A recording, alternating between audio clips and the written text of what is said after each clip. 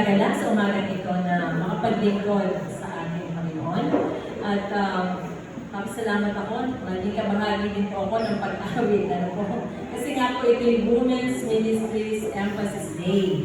At I think mid of May ay nag-text sa akin si Sister G na kung pwede daw ako maging speaker for today. At tumakita ko yung date na June 13, sabi ko, although alam ko magiging busy dahil opening of classes, Brigada Eskwela, balik paaralan na namin. So, kaya sabi ko, June 12 is holiday, and I would have time to prepare. Pero nung nakita ko naman, meron pang isinend si Sister G na presentation, nag-browse ako, sabay salamat, meron na ready to use the materials na gagamitin para sa Sabado ito. Pero hindi ko agad siya na pag-aralan, kasi nga sabi ko, mabilis na, kasi ready na siya. Noong unang, nag-browse lang ako, may dalawang PowerPoint presentation, at sabi ko, ang naunang kong nabuksan ay hindi ko ito. So, yung unang nabuksan, ko kailangan i-edit ko kasi parang may activities. Pero nung ulitin kong pag-browse, sabi ko, ay, meron palang for a sermon talaga. Ito nga yun. Okay na? Hinay. Sabi ko gano'n. So, ito po isang salitang Hebreo. Na sabi ko, ano nga ito? Akala ko it's a name. Akala ko isang pangalan na tinatawag. Pero sabi ko, dahil sabi sa Isaiah, sa Isaiah, sasabi ko dito ay, at narinig ko ang tinig ng Panginoon na nagsasabi, sino ang aking susubuin at sino ang lalakad para sa amin? At sinabi ko, narito ako, hinihini, subuin mo ako.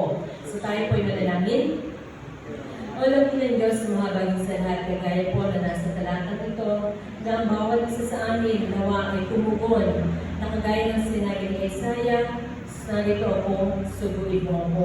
Nawa, Panginoon, ang bawat isa sa amin sa kabila ng mga pinagdadaanan namin, sa kabila ng aming mga kalagayan sa buhay, patuloy na maging kagaya ni Isaiah sa tubo namin. Kaya salamat naman sa umagang ito, sa umagang ng pagpupuli at pagsamba sa inyo. Nawa, ang bawat katagal na aming maririnig sa umagang ito, magmumula ito sa inyo. Itago niyo po ako, Ama, sa inyong hindi mo pa sa gayon na lahat. Ang sasabihin ko, ito'y tawang makapagpalakas sa aming mga mumunting pananampalataya. Salamat, Ama, sa pagdinig sa aming panalangin in Jesus' name we pray.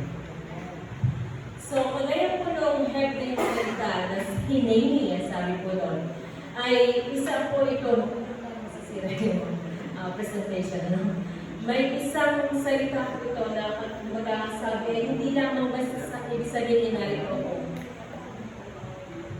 na-distort yung kanyang presentation. So, gagamit po. Kagabi po ba ay sino kayong gising at nakita na ang kanilang Facebook, ang kanilang messenger ay nasira? Nagpanik ba kayo? Ano nangyayari dito? Parang nag-distort yung kanyang presentation. Ano po? So, kagabi kasi, ina-ayos ko yung presentation ko. And supposedly, sisend ko ito through Messenger para mabuksan dito. So, sabi ko naman, ano nangyayari sa Messenger ko? Feeling ko na-hack ako. Paano ko may sisend dito? Sabi ni Papa, sabi niya, paano nag-amay din sa akin? Parang na-hack din yata. Tapos, nagkakaya akong mag-message. Talagang hindi po ako makapag-send sa mga kapatid ko. Sabi ko, nagpapanik ako. Sabi ko, ano nangyari? So, pag-pin ko sa asawa ko, may tulog na. Wala siyang pakialam. So, ang ginawa ko, nag-save ako sa USB, Eh, sabi ni Papa kanina, gusto mo ba yung USB? Sabi ko, wala akong magagawa. Kasi, that is the only thing na pwede kong gawin para i-send itong messenger. Kasi meron akong ginagdag. Kaya hindi ko i-forward. At the same time, hindi talaga makapag-message. Sabi ng anak ko, Ma, kasi through text. Sabi niya, down talaga ang beta. Ayan. So, kahit ako sabi niya ay the show must go.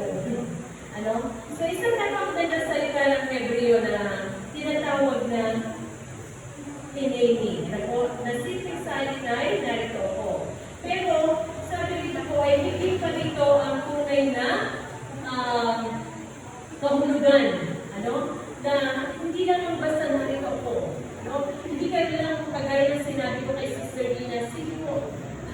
Na ako'y pupunta ron sa June 13 para magbahagi. Ito po daw ay isang pagsasabi na naghihintay tayo ng kung maghahanda tayo na gawin ang mga ipagawa sa atin kahit na hindi pa natin alam kung ano yun ay papagawa sa atin. At marami daw po akong ibang ang gumamit ng salitang ito. Ano? Si Abraham, ginamit niya po ito upang tawagin siya ng Panginoon upang i-alay si Isaac. Maratang po dahil pag yung story na kung saan si Abraham handa niyang dalhin si Isaac para hindi niya alam hindi niya alam kung anong gagawin, ipapagawa sa kanya ng Panginoon. Pero sabi niya, I am ready. Nag-ialay pa na si Isaac. At ginamit din po ito nung sinabi din ito ni Moises, sa nagniningas na halaman. Kumbaga, naandun yung tawag sa kanya at siya ay tumugon. At marami pa pong mga pagkakataon na ito ay ginamit. So, hindi lang babae, hindi lang lalaki, hindi lang kabataan, hindi lang matanda, kahit anong edad pa natin, anong kalagayan natin. Nawa daw ay ang ating tugon ay kagaya ng sinabi ni Isaiah na narito po ako. At sabi dito si Jonah, ayan, alam niyo po bang story ni Jonah? Tinawag siya ng Panginoon, Pero, iba ang naging tugon ni Jonah. Siya ay unti-unting lumayo kasi ayaw niya pumunta sa Nineveh para ipangaral. Kasi alam po natin kung ang story ni Jonah na pinapunta siya sa Nineveh upang sabihan ng mga tao doon na gawin namin, susunugin ang lugar na ito, Pero sabi niya, natatakot ako kasi masasama nga ang tao doon. Kaya ang ginawa ni Jonah, sumakay siya ng barko palayo doon sa lugar na yun. Pero, ginamit ang malaking isda para patuloy siyang makarating sa lugar na yun at gamitin ng Panginoon. Meron din pong isang story, si Pedro. Ano naman ang tugon ni Pedro? Ang sabi po dito ay sa Lucas 5:1-3, matapos mangaral si Jesus mula sa bangka ni Pedro, sinabi niya, pumalaot kayo sa malalim at ihulog niyo ang inyong malambat. Pero sabi ni Pedro, saklit, mas expert ako, Pero hindi siya nangantiran. Sabi niya ay, Panginoon, sige, at siya pumunta doon, ihulog niya yung lambat, kaya nga, marami silang nakuling isda. At dapat daw tayo sa pagtawag ng Panginoon, kagaya ni Pedro, na kahit na alam natin expert tayo, ay doon tayo magtiwala, sumunod, at ipakita ng Diyos ang sadyang may totoong kapangyarihan. Meron din pong isang bata naman. Sino dito mga bata? Si Samuel. Nasabi dito siya ay handang makinig. In the middle of the night, tinawag siya ng Panginoon. Pero sabi dito ay, tumindig siya. Dahil pinakita siyang tinig. Sabi niya, Praise Eli, ano po yung gusto niyo sabihin sa akin? Tinatawag niyo po ba ako? Sabi, hindi, matulog ka dyan. At umulit ang tinig. Sabi, Samuel, Samuel. Tindig na naman siya at siya pumunta kay Praise Eli. At sabi niya, Praise Eli, tinatawag mo ba ako? Sabi, hindi. Sabi, pag may narinig kang tinig, sabihin mo, Panginoon, magsalita ka po, at ako po'y nakikinig. So, yun po ang ginawa ni Samuel. Kapag nung tinawag siya, ay sinabi niya, Panginoon, magsalita ka po, sapagkat nakikinig ang inyong lingkod. So, kailangan natin maging katulad ni Samuel. Ano po? Kailangan din natin ang makinig sa payo mula sa mga makadiyos na tao upang mas makilala natin ang tinig ng Panginoon. So kanina si Jonah, ang kanyang naging tugon, siya'y lumayo. Ano? Pero sa huli, ay kumbaga sabi niya, kung tayo ay siguro nararamdaman naman ng Panginoon kung ano talaga yung nasa puso natin. Of course, talaga niya. Ano? Hindi tayo dapat mag-doubt doon. Kaya siguro doon sa nakita kay Jonah na siya'y may takot na sumunod. Pero at the same time, he is willing to serve God. Kaya kahit sa anong paraan, ginamit pa rin siya ng Panginoon.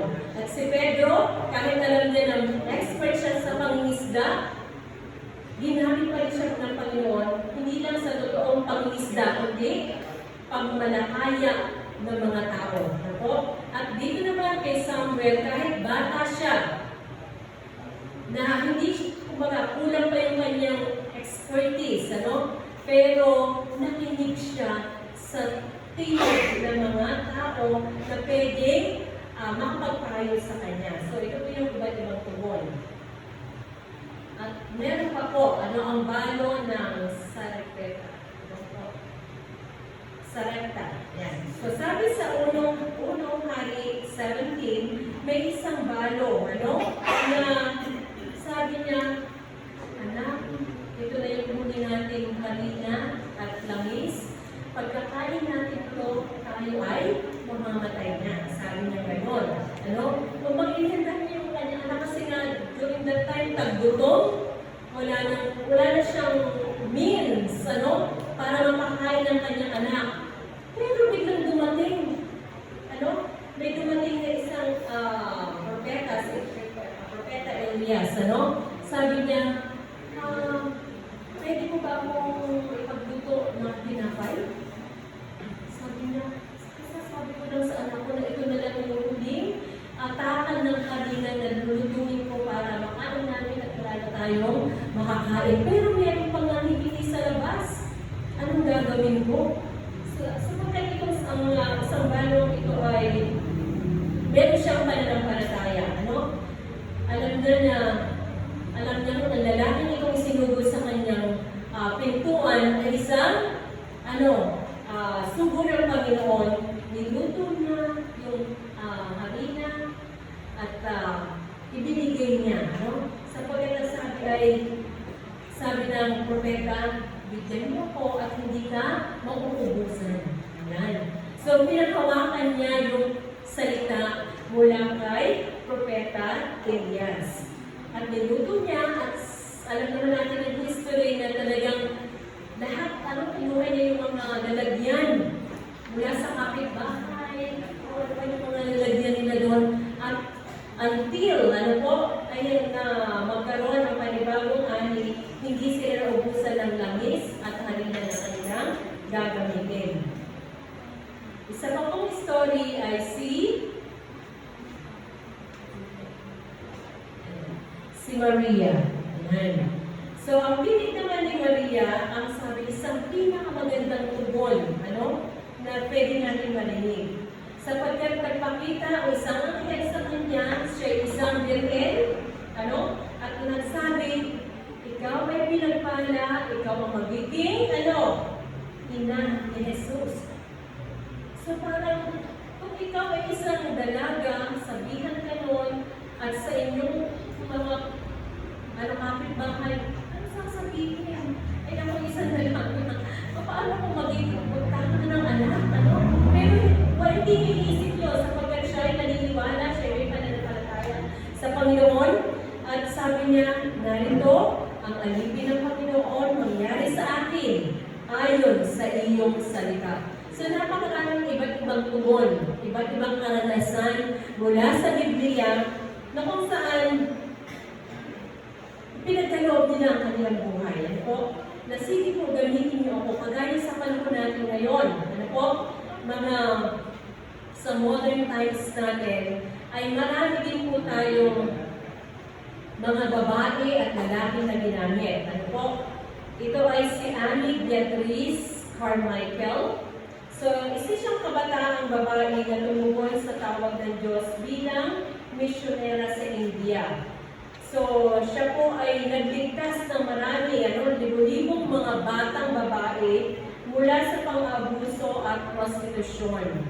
So, siya po ay isang babae na kung saan ay nagpagalit siya sa Panginoon upang mailigtas ang mga babae o mga batang babae para sa prostitusyon at nanatili siya daw sa India hanggang sa kanyang kamatayan.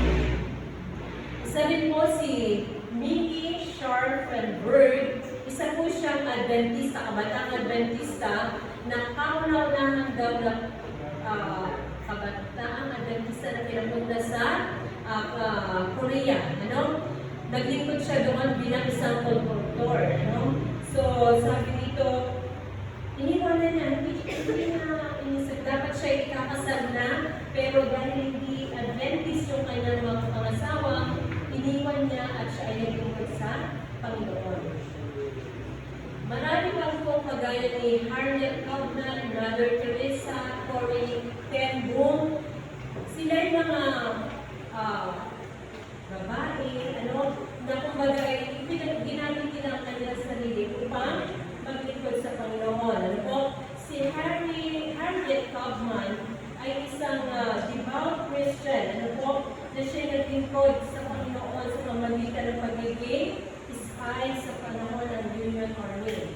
At si Mother Teresa, alam naman po natin na siya nanalo ng Nobel Prize in 1979 sapagkat inalagaan niya yung mga tao, na kumbaga yung mga unwanted, unloved, uncared, ay talagang ibinuhos niya ang kanyang sarili para sa kanyang paglilingkod.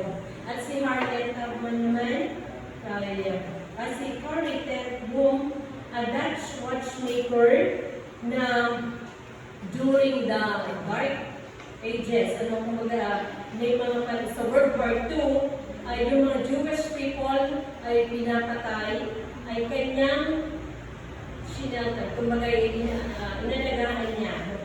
So maraming mga tao hanggang ngayon ay naglilingkod sa ating Panginoon.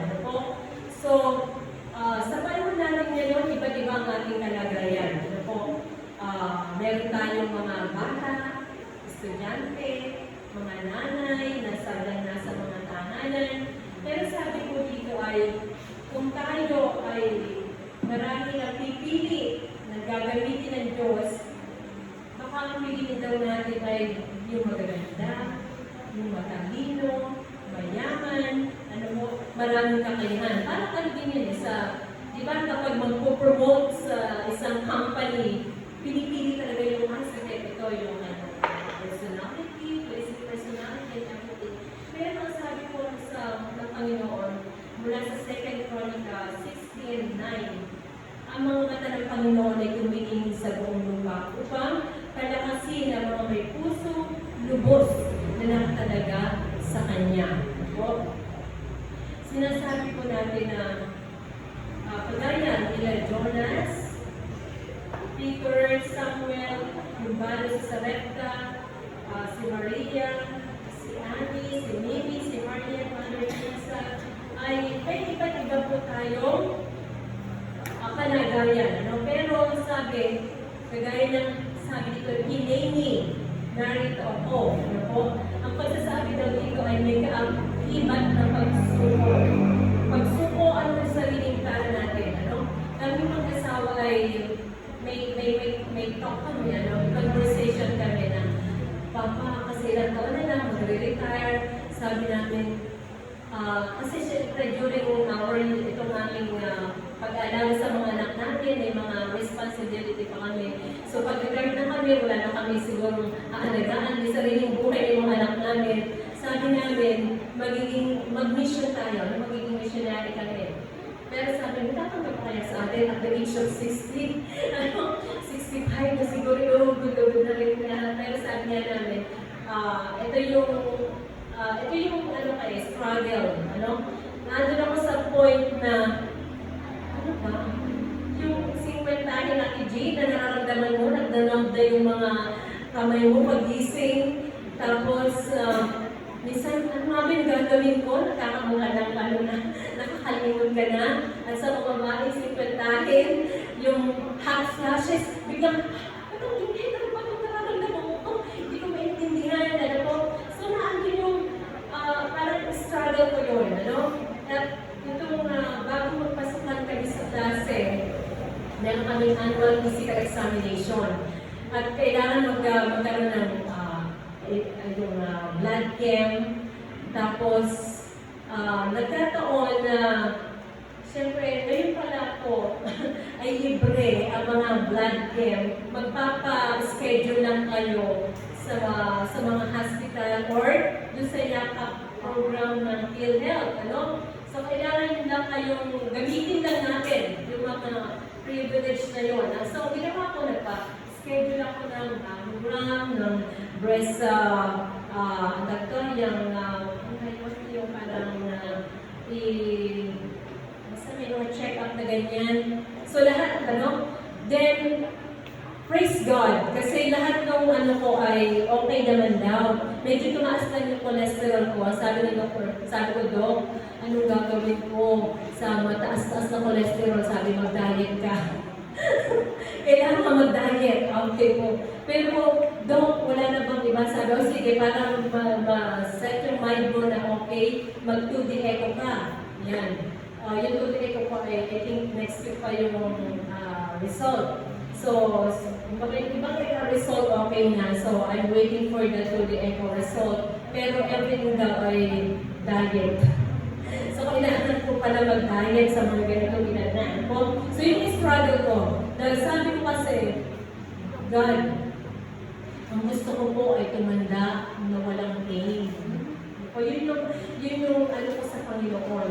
Na sana po ay hindi ako tatanda na napapahirap ako sa mga mahal sa buhay. That's why during mid of May or April, ay yung panganay namin, 68 years old, ay kailangan magpabalik-balik sa ospital. So, we have to visit him kasi nasa Quezon City. At nakita ko sa kanya yung hirap. That's why meron siyang 11 na anak. So, yung malalaki na, pinuusap ko yung mga anak, sabi ko, kung mahal niyo ang sarili niyo, mahal niyo ang pamilya niyo, kasi hindi rin sila Adventist. So sabi ko, iwasan niyo yung mga vices, na hindi dapat. Kasi natin na nangyari kay tatay. Sabi ko gano'n, tatay nila. Pero nitong bago magpasukan, nakauwi sila dito sa Laguna. At parang umiglas-iglas yung kuya ko, sabi ko, magpalakas ka at para marami pa tayong bonding. Kasi kami po ay siyang na magkakapatid. So, kung siyang na magkakapatid, yung pangalan namin ay 68. So, mag-aapat na kapatid ko ang senior citizen this year. Tapos, apat din yung 50-in. Kaya sabi namin, kumbaga, ang goal namin magkakapatid, kasi syempre, yung mga anak namin, may kanya-kanyang pamilya, magsasama-sama kami at magpapalakasan at aming i-remind sa sarili namin, bata ka, ganyan. So, ganun na natin magiging isipin namin. So, yun yung struggle ko na sana, prayer ko na nung nagkakami na hindi magpapahirap. So, yun yung sa akin. So, sabi nito, gamitin lang natin ang Panginoon. Sa kabila ng may tato tayo, may sarili tayong paggustuhan, minsan ay hindi natin, kasi di ba meron tayong mga kasi, ganyan. Pero sabi ng Panginoon, sabi ng Diyos sa word na hinihingi, na ito ako, huwag na natin intindihin. Meron akong nabasa dito na, may isa dito I forget kung sino dito sa mga napag-aralan natin, na siya ay naging bedridden. Pero hindi naging hadlang yun para hindi siya maglingkod sa Panginoon. Nakasulat siya ng mga books at hanggang ngayon ay ginagamit yun para magpalakas ang pananampalataya natin. So kung tayo nasa paaralan, ako nasa paaralan, kung tayo ay nasa tahanan, nasa simbahan man, ay nawa ang bawat isa sa atin ay patuloy tayo magpagamit. Ano? Kaya sa panghuling slides na ito, ano nga po yung sana mo nakasulat doon? Hinayni. Ano po? Panginoon, narito ako. At sana ang bawat isa sa atin maglingkod. Ano po? Nakagaya ng kung ano man ang katayuan natin sa buhay. Patuloy natin sabihin, Hinayni, Panginoon, narito ako. Sige na po at sabay po natin sabihin. Hinayni, Panginoon, narito ako.